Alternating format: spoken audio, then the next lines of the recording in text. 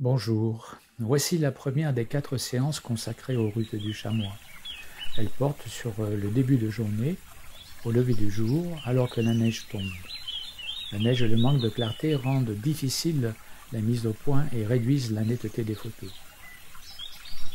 Les autres séquences portent sur le RUT, plus précisément, pour la deuxième partie, les photos en clarté pastel et dégradé pour la troisième partie, et enfin sur les couleurs et les nettetés pour la quatrième partie. Le 18 novembre 2022 s'est déroulée cette journée photo animalière sur le RUT du chamois. Le rendez-vous était pris à 6 h sur le parking du col des Ailles, commune de l'Estive-du-Haut en Chartreuse. Nous commençons à monter sur le versant qui conduit au sommet de l'Anan de Crolles. Après quelques centaines de mètres, nous rencontrons les premiers chamois. Nous les suivrons à une distance d'une vingtaine de mètres. Puis nous nous rapprochons progressivement à une dizaine de mètres.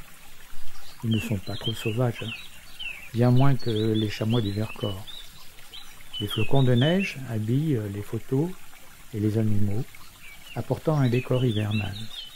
Nous découvrons un mode de vie, un cadre de vie différent de celui de l'été. En cette période de RUT, les mâles sont affairés auprès des femelles.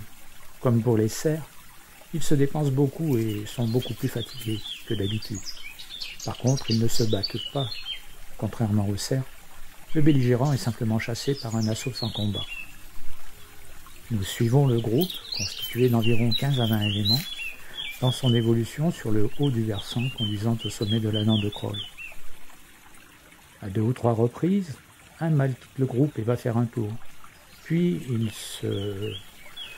il revient à 5 ou 6 mètres pour nous rejoindre. Il passe si près de nous que mon objectif de 500 mm grossit trop pour que je puisse prendre l'animal dans sa totalité.